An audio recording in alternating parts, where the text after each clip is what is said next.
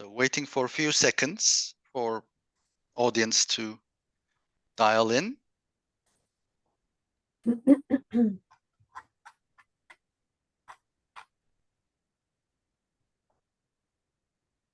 Few more seconds before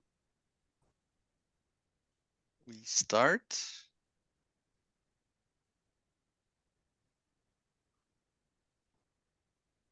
Okay, I think we should start. So welcome to BDA Conversation Series number 4. BDA of course refers to YÜD, which is Yönetim Kurulu Üyeleri Derneği of Turkey. However, before my introduction, I would like to give the floor to IFC's Adalyat Abdümanapova. She is the ESG lead team lead and for Turkey and Central Asia, who will initiate today's event. Adel, the floor is yours.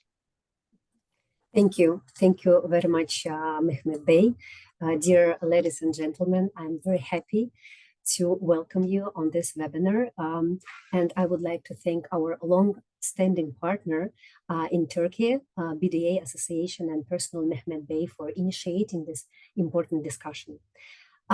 We would like to discuss a very important topic today because globally in the world, humanity faces ever-increasing global climate change challenges. And we can see it from the frequent extreme weather events, from the biodiversity loss, air, soil, water pollution. So today, ESG, environmental, social, and corporate governance issues, as well as climate issues are becoming more and more important than ever. So we need to think how to build resilience, how to manage risks, and how to safeguard our collective future. I would like to know that ESG is not a foreign concept for Turkey. In fact, the country has been at the forefront of many ESG developments. And today, we're very happy as IFC, International Finance Corporation, to share our recent developments and updates in the methodology that we develop in terms of climate governance. And with that, I would like to return the mic to Mehmet Bey to introduce our guest speakers. Thank you. Thank you, Adel. Again, welcome everyone. So just a few words before I introduce our keynote speaker and conversation partner today. So our topic is climate governance or the board agenda in Turkish, Yönetim Kurulu gündeminde iklim yönetişimi. However, I'd like to underline 3 important BDA relationships. Firstly, BDA, Board Directors Association Turkey, is the one and only Directors Association that has only board directors and CEOs and members. And BDA is currently also a member of GNDI, which is the global network of director institutes. At the same time, BDA is an initiator of CGI Chapter Zero Turkey initiative as a strategic partner. We are partners with TÜSİAD, the Businessmen's Association of Turkey, and EBRD, and BDA has a seat on the steering committee. And finally, last but not least, BDA has, as Adel mentioned, has a strategic alliance with IFC's ECA region program on corporate governance, ESG, and sustainable finance. Today, we are doing actually our 4th joint event with IFC in English. We've covered topics like board as a transition tool, risks and business continuity management, ESG oversight, and today we're going to talk about climate governance. All of those recordings are found on our YouTube page and our website. So today, our host is Merima Zupcevic Buzadzic. She is IFC's corporate governance thematic lead and the regional lead for Europe. Welcome, Merima. And just as a few house rules, we have about 45 minutes discussion, a conversation with Merima. We're planning a hard stop in around 60th minute. And of course, we will run a poll at the beginning, as always, and we will have Q&A at the end. And once again, we would like to thank our strategic partner for running Zoom programs, which is Sabancı DX of Turkey. Thank you guys for helping us yet another event. So let's start with some of the polls. We would like to ask you several questions. So please, we would appreciate if you could answer them as quickly as possible. So poll number 1, I think, is on the screen. Your responses are very valuable to us, and we will try to give feedbacks depending on your answers. So the first question is live. Okay, I'm going to end very quickly. So if you could kindly just 1 or 2 other answers. Yes. And let's look at the results. So 75% do feel that there is a solid understanding on how climate is impacting your company. That's great to see. Now let's launch poll number 2. Again, please, how does your board discuss climate risks and opportunities? As much as we know, or if you don't know, please be frank.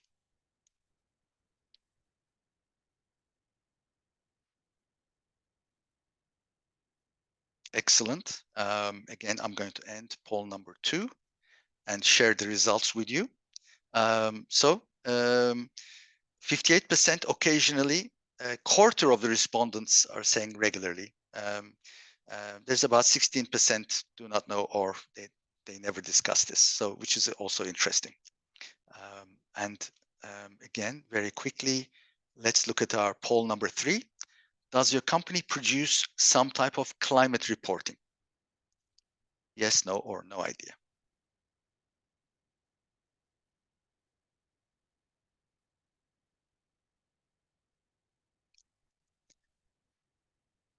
Okay, last couple of responses, please. Thank you. So it's a surprising, very good. 62% say some sort of climate reporting is done by the participants. Thank you. And the last poll question: has your board organized or attended climate training? Underline the board, if as much as you know, for board members.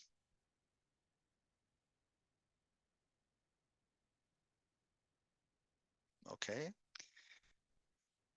The answer is 76% no training. So this is great feedback, and we appreciate all your views, and we may refer to them during the discussion. Okay, and so let's start. Then the first question is, it's the basics, but very quickly, Merima, if you can, what is climate governance and what do we mean by climate governance in the private sector context? Thank you. Sure, thank you. Thanks, Mehmet Bey. And it's really nice to be here today. As Mehmet Bey and Pinar would know, I very much like to do anything that's related to Turkey, and I'm always happy to respond to any requests for information that come from the country. So BDA has been quite active for several years now in getting the most up-to-date information to you, and we hope that this topic will also be something of interest. Although I have to say I'm very positively surprised by the answers to the poll, because it turns out that we actually have quite a few of you who do already have a solid understanding, consider to have solid understanding of how climate impacts your business. So that's a great starting point. And we will now try to give you some information that will hopefully be useful and deepen your knowledge in the area. So I'll kindly ask Pinar just to put up a slide that I would like to have in the background while we discuss this first question. Yeah, thanks, Pinar. It will probably show up well now. Okay, so going back to Mehmet Bey's question on what climate governance in the context of the private sector is, I think we all have different associations with this term. And as, for example, Adele was saying in the beginning, we're looking at ES and G, we're looking at climate, but these things are actually not fully always overlapping. So it's very important for us to set up a bit of a starting position as to how we consider and what we consider to be climate governance in this context. So I'm happy to share here today how we at IFC have decided to define the term and why that's the case. So where to sort of start from a bit of a bigger picture, not to go into the details right away. The way we have started looking at this topic is we've started from the premise that the companies obviously need to integrate climate-related risks, but also opportunities, and we will talk about that a little bit later, into their culture, into their values, and then, as a consequence of that, introduce them into the business strategy and the governance framework. So all this is obviously much easier said than done. And we have all been hearing a lot of noise about climate, the relevance for the private sector, but actually there isn't that much out there when it comes to how the companies are supposed to tackle this issue. So the way we have tried to define climate governance is basically a set of governance structures and processes, obviously, that go with the structures that you as a company or as a board need in order to implement climate risk management. And so why? We are looking at, on the one hand, we're looking at assistance with the risk mitigation, which is obviously a big issue when it comes to climate, but we're also talking about adaptation activities. So what we have done through our approach is we've placed special emphasis, obviously, on the boards, because they are the ones who need to implement the activities that will identify and oversee climate-related risks and opportunities, as you will often hear us say during the day today, and create a culture and a vision that then needs to be implemented by the management. What we are seeing today is that very often it is the management that has, not because they wanted to or that they push themselves into it, but that has been tasked with full authority and full responsibility for climate action. So we want to elevate that to the board and see what it is that the board as such needs to provide to the management and to the entire organization when it comes to guidance on climate issues. And so we have put out a couple of tools, and you have here on the screen, you have this hopefully easy to remember a website, webpage, ifc.org/climate governance, where you can find them. I intentionally don't want to show you the tools themselves today, the tip sheet and the matrix, because this is something that you can go over in your own time, and we don't have to go through today. But we do want to focus today on a few key questions as we see them, and it would be good also afterwards to hear from you if you would have additional ones that you would want to raise. So basically, what does climate governance mean for you as a board? What do you need to do to meet these expectations that are rising, as we know, from the stakeholders, both internal and external? How does this fit into building the sustainable business in the longer term? And where do you start? I think that's one thing that we would want to place focus on today. It's great to see that quite a lot of you have already started doing things and are already discussing, at least occasionally, climate-related issues on your board. But we do want to go through a bit of a checklist with you to see whether you have considered everything that we believe is important to get the climate, to put climate on the agenda, and what it is that you would need to know as a starting point. So I would leave it at this, Mehmet Bey, for now, and then we can unpack some of these topics as we go. Excellent. We can take the slide is gone. So we've actually got a good starting point. It's an emerging subject and becoming much more important for not just for Turkey in the global context. Why should we care is the next topic I think that we all need to think about, and maybe just one or two things. For example, there is reference to this in many areas. As we know, just as of last week, OECD has just revised its corporate governance principles, and there's a very strong undertone for sustainability related matters. So this is going to be impacting all of our lives very, very soon, as the G20 has endorsed the principles last week. The second is, I think it's about due anytime now, TNFD, which is the Task Force for nature-related financial disclosure is about to be, its reporting base will be announced very soon. And this is going to be very important for nature-based disclosures that we need to be following, and we will talk about later. And of course, there are other things that we will look into. But again, Merima, why are we attaching so much importance to this? Because you're looking at it from a regional and, of course, as I have said, as a global context. Turkey is just one part. Can you elaborate slightly on that? What are the key things that we should be considering this importance in our everyday life? Sure, happy to.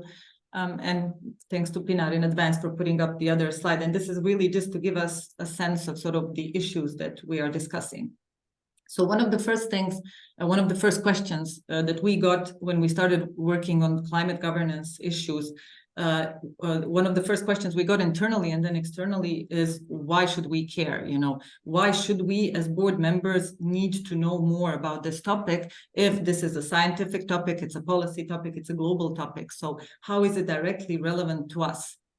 So what I will try to do is provide a little bit of that context. And obviously, we have to start from the big picture. We have to look at sort of the overall risks and opportunities that, and as Adele very nicely said in the beginning, given everything that's happening and that we're seeing, including extreme weather events, you can no longer ignore. And then when we all look, and I know that you've all seen, we always get sometimes shocked, sometimes we are used to these global risk reports that come out every year. And when you look at the one, for example, for this year, none of us was surprised that climate again and climate-related issues were at the top of the global risks that are facing the world longer term. And then obviously we had the cost of living crisis that went to number one short-term risk, but the overall climate-related issues and potential failure to mitigate climate change, which is highly important, is still among even the short-term risks. So among the risks that are important and facing the world in the next 2 years. So basically what we're seeing is that the climate action is becoming such an important issue for the private sector as we know, the generator basically of the economic activity in most of the countries, where you can no longer say that the private sector is on the sidelines, or that you can say, okay, perhaps this does not concern me directly because I'm maybe in a smaller country, or I may be in a smaller business, so there's nothing I can do about it. I think we have sort of crossed that bridge where we now realize that it is everybody's business and that we all have to care about it. And then, and Mehmet Bey sort of alluded to that with these different initiatives that have been happening around the world, and also with OECD and other important stakeholders raising the importance of the topic. We are now in a phase where we can say for as a fact that climate change drives financial risk and opportunity. So we have now moved, you know, from something that's a topic that's relevant to the business from the outside. We are now seeing it as a driving force for the actual financial performance of the companies. So this link to the bottom line, and I like to just share with you, I really like how the World Economic Forum has said, related to the link between climate and performance. They said that climate change is simply another issue that drives financial risk and opportunity, and as such, boards inherently have the duty to address them with the same rigor as any other board topic. So I think that's very important to sort of bear in mind, because we must acknowledge the far-reaching effects on the company financial performance, and also very importantly on the board members' fiduciary duty. And this is something that's becoming a bigger and bigger discussion around the world, and this is why you see more, let's say, energy around this topic lately. But also, I think what we have to recognize, and if those of you who were already on boards, for example, at a time when ESG was emerging as a big issue, as a big material issue, climate is not an easy topic, so to say. I mean, they're never easy topics, and most of the things that the boards are faced with are super complex. But here, you know, this sort of plethora of you have scientific, you have macroeconomic, you have policy, you have financial issues that all need to be fully understood in order for you to be able to know how to develop a climate strategy. So this is new. And this is why boards really need additional knowledge. And they are not sort of already, ready for this type of work. This is where obviously what we're doing today is important, and where in general provision of training is important. And that's why when we were asking in the poll, when you shared that there hasn't been much climate training, I think this is another thing that will need to change. And then there's always, obviously, and you will be aware of that, more and more investor pressure. Because since climate is obviously emerging as a #1 issue globally, on which the investors talk to with their companies, with their portfolio companies, we're also seeing a lot of large institutional investors who are putting more and more sort of rigorous, let's say, targets for on their portfolio. We're seeing net zero targets by 2050. And we're also seeing a lot of the investor-led net zero initiatives. And as Mehmet Bey mentioned in the beginning, the one in Turkey is also a consequence of that, where basically there's a lot of energy in the investor community and desire to equip the boards in order to become better suited to address these issues. So you can see a lot of stakeholder pressure coming from different sides. Yes, Mehmet Bey, did you want to say I something? just would like to interject something. I think in the Turkish context, as a non-executive director myself, in largish companies, the case should be also differentiated between sustainability and ESG strategies, because most companies in Turkey are now understanding the importance of sustainability, because we're going to have CBAM introduced very, very soon. So there will be some taxations regarding our production. However, this is a slightly different topic. And from my experience, it's climate governance is really not too much on the agenda. So again, I was surprised to hear or see in our polls that more than 50% has said yes. I think we should do not mix the term climate with general sustainability related matters. I think that's very, very important. Yes. I just wanted to underline. Maybe, Merima, we can jump immediately into the next topic. So hopefully we have some directors in the audience, where YUD is full of just directors, for example. But again, the issue is, how can a director who wants to put climate onto the agenda act? What are your suggestions? What should a board member do to put this on the agenda? Because as we know, the agenda of the board is one of the most important things for good governance. So any tips that you may have would be greatly appreciated. Sure. The only thing that I do want to add from this topic in the context of sort of why this is important is the increase in climate litigation. And I want to highlight that because it's relevant not just for the private sector as a whole, but for board members specifically, because we're seeing more and more board members being held accountable for the work that they do related to climate.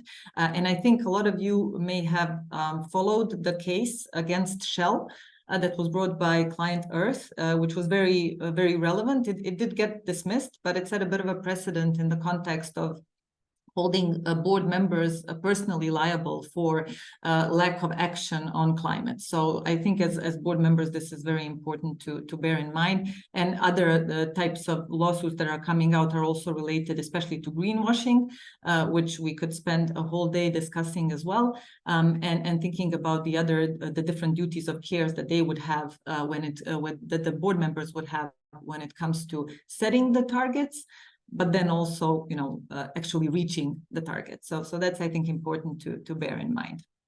Yeah, if we go to sort of the climate agenda, I had a few suggestions to place as a framework, and if Pinar could maybe move to the next slide with the stairs. So this is actually I think the meat of our discussion and what's most important for the board members to consider. If we want to start again from the very beginning, bearing in mind that most of us will be fresh, at least on this topic. What's important is consider this creation of a mindset, the climate mindset. And I know this word is used and abused potentially quite a bit recently, but I think it's still very important and very relevant, because we need to really know what climate means for the whole organization and what we are doing about it. So I think when you start discussing on the board, when you start thinking about, okay, so what's the climate impact on the company itself? What are the ways to decarbonize operations is one of the first steps, obviously, that you would want to take. How can you also adapt what the company is doing in terms of the activity as the climate changes, obviously, and most importantly, what opportunities may this bring in terms of the adaptation work that you may be able to do, and then also even start considering for certain industries, is there any room for climate restoration and carbon removal? Because this is another topic that has been sort of not explored to a great extent as of now. So really starting from this big picture and figuring out where you stand, where your company stands when it comes to climate. And only then, when you have those discussions and those musings, if one may say, you can then start considering what the purpose of the board is and of the company is when it comes to climate, and sharing that purpose with the management, rather than the other way around, expecting them to give you what they consider to be the climate strategy for the company. And now, obviously, you would need to put that in the context of your capital allocation strategy and the rest of the strategic matters, but it's important that you are the ones who are in the driver's seat first, and that also, obviously, you have the management, your management on board. But before we get to that phase where you already have an agenda, we always suggest to put climate on the board agenda very literally, if I can say so, because it really needs to become a recurring agenda item. And I saw that you mentioned that quite a few of you are already doing that. So you really need to start creating at least topic-based sessions that would recur from time to time, where you could discuss resilience and you can discuss the adaptation activities. So, for example, some of the things that we would suggest is confirming the resources that you have, to tackle both the physical and the transition risk, to know if the management is equipped to deal with these requests if they come their way. Do you actually have the right information that the management can put together? Do you have the capacity to produce all kinds of reporting that's necessary? Because, as we know, this is a major issue and very difficult to tackle, especially for certain sectors where climate is more difficult. Climate issues are more difficult to calculate than in others. Then you're also looking at sort of where the industry is heading, where the industry as such is heading when it comes to climate issues, and are you equipped to follow, or are you perhaps even potentially a leader in this space, and can you create a path for the others as well? You also need to look at your value chain and in general the supply chain, as we know that's a very big issue. Today you cannot look, climate is such an interconnected issue that you cannot look at just yourselves. You have to look at your suppliers, you have to look at the contractors, subcontractors, third parties. So different types of stakeholders that you also need to be analyzed for the right opportunities. You have to look at the priorities in mind. So there are quite a lot of things that you have to put your mind around, and that's not easy, because there are competing priorities, obviously, and you would want to make sure that you are looking at the right things at the right time. One of the things that I would especially emphasize is the need for the right metrics. And for that, for example, the TCFD framework that Mehmet Bey just mentioned is a good starting point potentially to see, do you have all the components of climate action in place so that you can start developing your strategy, because this is where you want to marry in a way your near-term strategy with your longer-term strategic plans and where you want the company to be going. So what I would also want to emphasize is the need to have if I can say so, baked in flexibility, because there are so many things that are changing all the time. It's very difficult to also know what the status of the climate action globally will be in even 5 to 10 years. So thinking in increments would be important. And the way we also look at it, internally when we consider climate is a bit of a change management exercise where you always have to be clear on sort of why you're doing what you're doing, how you plan to do it, and who will be responsible for what. So that whenever the circumstances change, you can also adjust the activity that you're doing. So obviously after that, as you can see here, we need the resources and obviously we need both the people and the money. So cannot emphasize enough how important it is that your board is climate literate. So I emphasize climate literate, not climate competent, because obviously, you will not have a deep expertise on climate in most cases, but at least to have a basic level of literacy would be highly important. You also need to have a management team that's climate literate as well, and is actually able to be accountable to carry out the plan that you put in place. And to bear in mind that, Mehmet Bey did say that obviously sustainability, ESG, and climate are not directly, the exact same thing, but it's very important to have expertise internally across these topics. So making sure that you can call on your ESG resources for the climate piece and vice versa is quite important. And obviously, on the financial side, you would need the financing to follow in the budgets with the relevant projections that would be able to follow your plans. So as a last comment on this, I think in terms of prioritization, based on what I was saying earlier as well, we would definitely recommend a balance, obviously, between managing risks and prioritizing them, because there are other things, there are other risks that the company is exposed to and other opportunities to bear in mind. So making sure that you are not, placing all your eggs in one basket and then neglecting potentially other big issues, to also re-emphasize the flexibility, the need for flexibility and for adaptation, because we are still all waiting to see what the full expected impacts are and what the forecasts are. So you need to constantly be able to move and to change. And obviously taking a longer term perspective is highly important, because you and you know that best as board members, you are not looking at just the tomorrow, you are looking at increments that go deep into the future. So you would want to make sure that you are able to create the culture that you need, that you have the ability to shift priorities if needed, but also in that process manage stakeholder relations so that everything falls into place properly. So I would leave it at that, and there's obviously much more that can be said on the topic and that you can also find in terms of the advice in our materials, but I think that would be sort of the wider framework. I did want to ask maybe Mehmet Bey to change roles for a second, and maybe if I can also ask you something, because I think it would be important also to put things in the context a little bit when it comes to an experience as a non-executive director and all these different reporting requirements and all these different standards that are coming out. We know that we have the TCFD, we have now the ISSB standards, and many other, not to mention the EU reporting framework that is coming to force also in January 2023, which will be relevant for Turkey as well, given the close links between the economies. So maybe if you could also give us sort of your perspective on how this will work out and how you perceive it as a board member. Thank you, Merima. Just as a reminder to everyone, so we're going to have a Q&A. So please, if you have any questions, very short, keep them short, and please start writing them, so that we can actually come to them in about 10-15 minutes.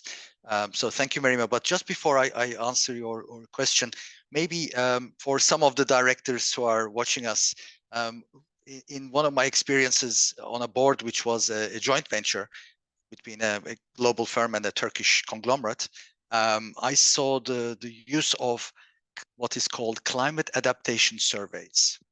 So this is a new topic, I think, for Turkey. Where you actually look at the 9 different climate-related impacts, like heat stress, drought stress, fires, floods, etc. And you make the adaptation strategy and the contingency plans.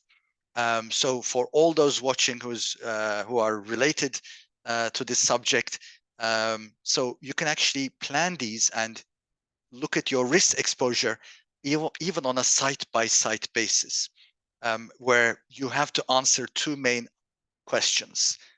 What is the physical adaptation that we need to do? And what is the management adaptation that needs to be done. This is very, very important subject. Again, if I wasn't on this international joint venture board, I wouldn't have seen this example. And I would strongly recommend my Turkish counterparts to look into this matter as well. So coming back to your question. So basically, what is happening all around us is the rules of the game are changing, and we need to be prepared for it because there is a financing driver and there's a regulatory driver. Merima also mentioned that the investors are demanding certain things. And again, big brackets, very big brackets. It's not only the financial investors, it's the lenders as well. So very soon, lenders will be asking a lot of questions on these subjects. So getting a credit line is going to be very interesting. And you need to prove yourself that you're doing the right thing. So that is something that we need to remember. So the relationship between TCFD and TNFD, well, TCFD is climate related, obviously, helping companies to disclose information on the financial impacts related to change of risks and opportunities. Again, we must remember there are risks, but there could also be opportunities.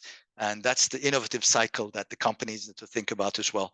With TNFD, it's nature related, and they're trying to really align the international standard setting bodies. So everything that we've heard, CDP, GRI, ISB, EFRAG, they're trying to align them as much as possible. And very, very soon, in fact, maybe in the next couple of days, we're going to hear from TNFD on this. But at the end of the day, both TNFD and TCFD use the power of risk management on disclosure of financial information to investors and lenders, and they want to shift capital to flows or sustainable outcomes. So the wave is coming, and we need to move with the wave. So that's a very important message, I think. And as Merima mentioned, the new financial standards, IFRS S1, IFRS S2, are being defined. They're all sustainability-related disclosures, etc. And we need to think of the TCFD pillars. Again, don't want to go into the details, which is on governance, strategy, risk management, and metrics. All of the things Merima has mentioned. These are very, very strong 4 pillars of TCFD. And we need to understand the risk definitions and opportunity definitions. Again, you might wonder, what are the risks definitions? They're like transitions and physical risks. So everything from legal, we could have legal actions, anything technological, market, and even reputational risks. On the opportunity side, it's again mentioned by Merima, resource efficiency, use of energy sources, and the keyword resilience of companies. So we want to build resilient companies. And as a board director, especially a non-executive board director, these are some of the things we need to be thinking about. And lastly, we must remember that some of these are voluntary today. But soon, in my personal opinion, we're going to move into mandatory space. So I am one of the people who thinks, just like in Turkey, we have few mandatory boards on the public companies. The next mandatory committee, on the boards is going to be a sustainability or an ESG committee, which is currently housed under corporate governance. But it's going to rise, and probably we're going to have a board member that is going to be responsible for that. And that's the whole aim of CGI Chapter 0 initiative, where they want to attach a responsibility to non-executive directors globally. And it's happy to see there are 29 chapters created worldwide in about 70 countries. And Turkey just this month, is a country which created its own Chapter 0 initiative, as I mentioned, hosted by TÜSİAD. So I think that's all I would like to say, Merima, but we're coming towards the end before the Q&A. So please think of the questions or comments. So we've basically heard a lot about climate disclosures, mainly driven by announcements of reporting standards in in EU primarily, but also US is coming.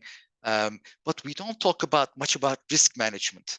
and the controls needed to properly manage climate risks. What is IFC's advice in this sphere? Sure, no, thanks. And I have to say that's one of the things that I'm a bit concerned about when it comes to the topic of climate, is that there's so much focus on reporting and everybody is so focused on what they are reporting on, but then it somehow even is going the other way around, right? Where your reporting then drives your action rather than your action driving the reporting. So from our end, we are placing, of course, a lot of focus on the importance of proper disclosure of climate information, but also on developing this whole system that will support the action itself. And this is what we are focusing on today, obviously. So, and if Pinar, if you can maybe just put up the last graphic. So what we are looking at when it comes to, we call it the control environment, and that's basically is a system of different controls that are put in place to safeguard the assets of a company. We consider obviously the activity of the internal control system, internal audit function, risk governance, compliance function. So what we have done recently with our tools and the way we approach corporate governance in general is we have put a special focus specifically on the treatment of controls and risk activities across the value chain, so across going outside of the company as well, and the impacts that are there on the rest of the key stakeholders, and also taking this in consideration of the materiality of climate issues on the interconnectedness of the system when it comes to the suppliers and when it comes to other contractors, subcontractors, and other stakeholders.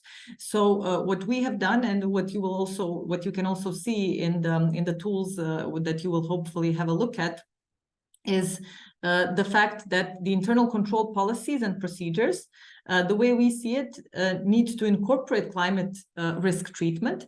And then also, as we would say, for example, ESG topics, the staff who need to really be adequately trained on the very industry-specific climate-related risk issues. And this is something that is still quite, I would say, in very early stages around the world, not just in Turkey, but in general. So this is something to consider. Do your staff have the skills and the information that they need in order to deal with climate risk issues that are specific to your industry? So we have placed in the matrix that we have developed a lot of focus on what the good national practices are, but also going up to best international practice, for you to see how you could improve through time and at the pace that's relevant for your particular company, the practices that you have when it comes to evolution, if we can call it, of internal controls in order to encompass the climate risk adequately, and how you need to really move from just looking inwardly to also looking at the wider value chain. And then I don't have to tell you as board members how important the audit committee is in this entire safeguarding endeavor that you have when it comes to climate risk and opportunities.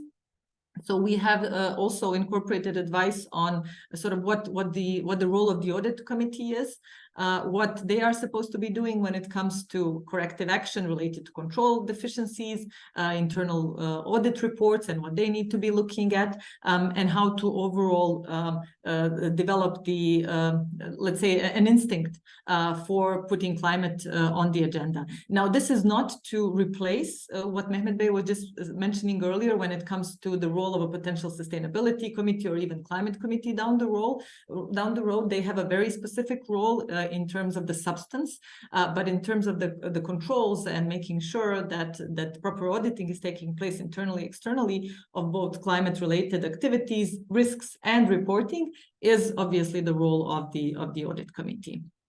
So we have also provided information on the internal audit function, what they are supposed to be doing, how they are supposed to integrate climate into their scope, which is very important, and then how this would also fit with the other pieces of the puzzle, basically, how do you collect the information, how do you develop the risk register, which policies you need, which procedures you need, and this is where the internal audit function will have a lot of work going forward in order to be able to address all these requirements requirements that the business will pose.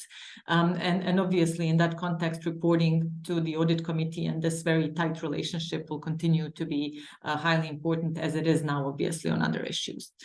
So on the risk governance itself, so we are, and I'm intentionally saying governance and not management, because risk governance is obviously a board responsibility rather than risk management. So making sure that, you know, there is a risk framework that encompasses climate, but not as an add-on issue, as we have seen in a lot of cases with ESG, for example, where, you know, ESG risks are treated on one side and then the rest of the risks are treated on the other, but to make sure that everything is fully integrated, and that basically the board is the one who understands, you know, the impacts on the products, on services, on emissions, on the physical footprint of the company. So to really know where the company stands at a certain point in time, and importantly, what the impact is on the financial position and on the strategy. So this is the information that the board needs to always have in order to be able to respond to the management and provide them relevant guidance. And of course, we are looking at the compliance function as well. And you will see also some advice there related to how to make sure that any misconduct, wrongdoings, and any lack of adequate policies is addressed through compliance, and that corrective measures are taken. So really, when you put it in a nutshell to summarize what I was just discussing, you really need to make sure that the board is the one who sort of weaves in climate into the risk management approach that the company is taking, that the controls span beyond the company itself to the wider chain, that the employees are trained, that they know what they're doing, and that they are aware of the activities and the risks that they need to treat, and really that the reporting gives a fair picture, and that the information that you have is verifiable, that is reliable, and that you can really count on the fact that what you have in front of you is correct. So this is where these controls are super important. And that is why we are emphasizing quite a lot that it's not enough to report and not enough to adopt just a framework for reporting. You really need to have this underlying skeleton that's actually feeding the reporting. So this is where I would like to place special emphasis on. But over to you, Mehmet Bey. Thank you. Let's remove the slide, Pinar. Thank you very much. So we now have a few questions. We're coming towards the end of our event. So the first question, Merima, is from Bernard, who is saying, is becoming carbon neutral company a valid objective in the context of climate governance? Sure, thanks. Becoming a carbon neutral company is obviously, I think, a valid objective in general, but in the context of climate governance, I think I wouldn't put these two exactly one next to the other. In terms of having climate governance does not mean that you have to, as of a certain date, be carbon neutral. It basically means that you have a path and that you are aware of how you are developing the tools in order to mitigate the risks related to the climate and have relevant adaptation activities. So becoming a carbon neutral company is a big issue, and obviously a difficult one, and hopefully the governance that you put in place will lead you to that goal. So I would not sort of equate the two, but it is a valid objective. And yeah, good to see you here, Bernard. Excellent. So again, please, if there are more questions, please write them to us now. The second is from Branko, who says, could you tell us about board role related to opportunities in energy transition, climate issues that are coming to the market? Because he's saying everybody is talking about climate risks reporting, but no discussion on opportunities in new stakeholder capitalism. Yes, and good to see you too, Branko. Yeah, thanks for joining us. No, you're absolutely right, and this is why I think both Mehmet Bey and I have been very sort of clear, I think, on the fact that we are not only talking about risks, we're talking about opportunities as well. And there's so many opportunities, including even on this carbon removal path that's very difficult and very sort of long-term for now.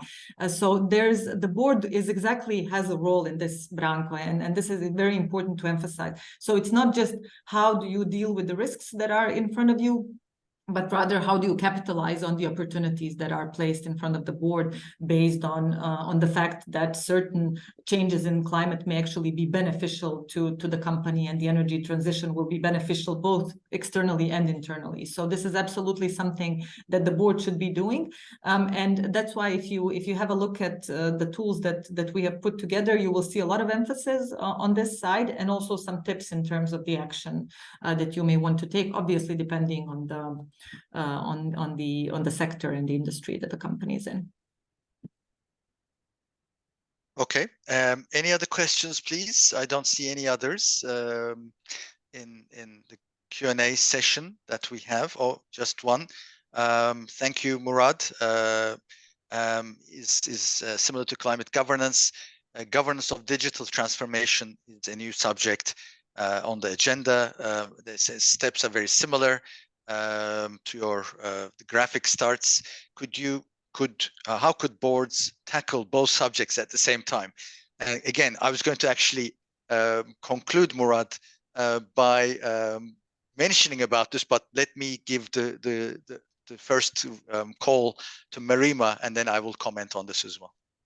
Yeah, thanks. And this is really, really important. And I think it was on one of my slides where I said prioritize, right? So you have to obviously know the right balance. And I know, and I think there's a bit of a fatigue on the boards. That's why I was mentioning ESG, for example, because I remember at one point in time, we had a lot of pushback from board members who were saying, oh, come on, first you tell me I need to know about governance. Then you tell me I need to know about ESG. Now you're telling me I need to know about climate. And now there are these different cyber risks and digital transformation that I have to deal with. So where do I start? So this is really a discussion for the board and for the chairperson, frankly, I think, who is the one developing the board agenda to make sure that the prioritization is conducted properly. But yeah, Mehmet Bey, I'm sure you would have your views on this, so please. Yeah, I think, well, the key takeaways, and as we're about, well, there's some more questions, but the key takeaways are there are challenges to boards, clearly, because of the competing priorities. So we all understand that. And I've, with my 20 years of Turkish board experience, I can clearly tell you that we're more involved on operational things than anything else, sadly. So these very important topics is becoming more and more important. And because there will be taxation, because there will be investors who are either discounting or putting a premium to our share value, or there are lenders who are going to probably cut people out of their lending book if they're not doing the right processes in-house. So, and the key message, I think, is we should not have what we call the short-termism. And anything about risk management is also looking at short-term, but also medium-term and the long-term. And it's for the chair to actually handle this. It's the chair who's going to be solving this with the help of the directors. And each one of the directors should spend more time on the committee level. That's definitely a key. And because, as we've been discussing for the last 50 minutes, there will be more responsibilities for the board members. So the World Economic Forum says, and I quote, climate change is visibly disrupting the business. Boards have long-term goals of the organization, and boards needs to be equipped with the right tools to make the best possible decisions for the long-term resilience of their organizations, unquote. So that is a very good explanation of the whole subject. But let me just, because we've got a few more minutes, thank you, Murad, for the question. Gökhan says, what will the responsibility of agriculture and fertilizer industries? Very specific question. Merima, any comments on this? Yeah, sure. No, obviously a huge responsibility. As you know, the agricultural sector is on the list of the climate sensitive sectors, especially because it has influence from both ends, right? Climate is impacting the sector in a huge way, and also the sector is impacting the climate. So it is on the list of the sectors that need to do extra when it comes to climate action, and that have to have they have to be leaps ahead some of the other sectors when it comes to their both resilience strategies, but also transition plans and adaptation plans. So I would leave it at that. But you can also check out in in our matrix, we have also highlighted some of the areas that are relevant specifically for climate-sensitive sectors. And thank you, Merima. And just to underline, this recording hopefully will be available very soon on the YUD or BDA website and YouTube channel. So you can go back and look at these, the sources that Merima has given in her slides. And we're hoping to put out a Turkish language synopsis of this discussion, this conversation, where we will, of course, include the IFC matrix summaries or links for your analysis. So with the proper use of time, Merima, if you allow me, because time is of essence, I'd like to wrap up if possible. And so the key themes, the CGI themes, climate governance themes, boards have a vital role to play. Preparedness is the key. Climate needs to be on a must-have board agenda. Collaboration between different stakeholders is also important, and there are support available. IFC is obviously is here with their tip sheets, their matrices, huge wealth of information they have, but also the new initiative Chapter 0 Turkey will also have a lot of material in the near term as the chapter is being rolled out like in other countries. But before I would say, I would actually relate to that. The World Economic Forum has also these principles for climate governance, and few things, and they have 8 of them. I'm just going to quote 1 or 2. So subject expertise is going to be important. So basically, when creating the future boards, we need to think how we can get these expertise into the boardroom, whether we need to have consultants or board members who have certain expertise and able to put agenda items. That's very important. Materiality, which we didn't discuss. Material risk assessment. So the board to ensure that management reviews the short-term and the long-term materiality. I think that's important. We haven't discussed about incentivization.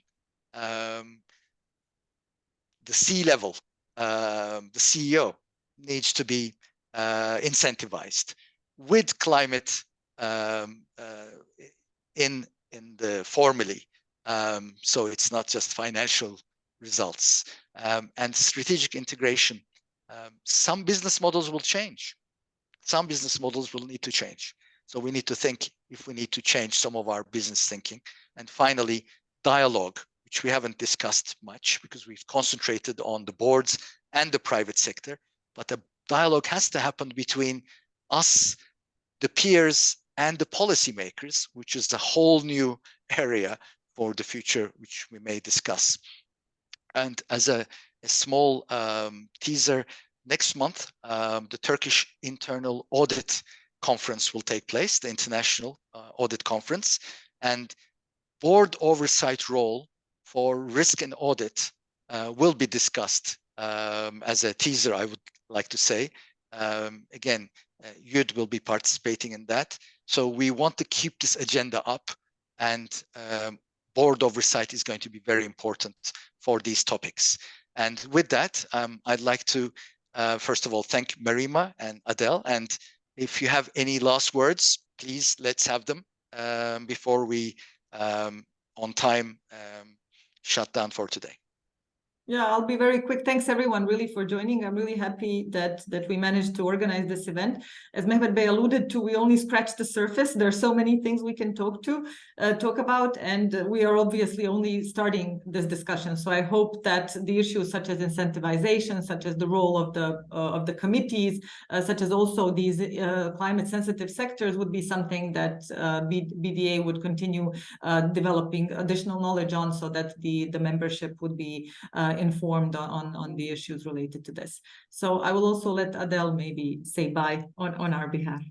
Yes, just a few words from our side. I would like to thank BDA and Mehmet Bey, and of course Merima, for this very insightful discussion. And we're looking forward for more and more discussions like that on a hot topic. which are surrounding us every day. So thank you so much once again, everyone. So I think we've had a good crowd today. I hope it was useful for everyone. Again, Adele, thank you very much. And Merima, it's been a great pleasure cooperating with IFC as always. And we will do more of those, hopefully in-person events as well, which we have been lacking over the last couple of years. And of course, I'd like to thank Sabancı DX for hosting us today again. And also Pınar, our Secretary General at BDA. Thank you all for your assistance. And I hope the last 60 minutes was worth listening and watching. Thank you all and be safe. Bye. Bye-bye.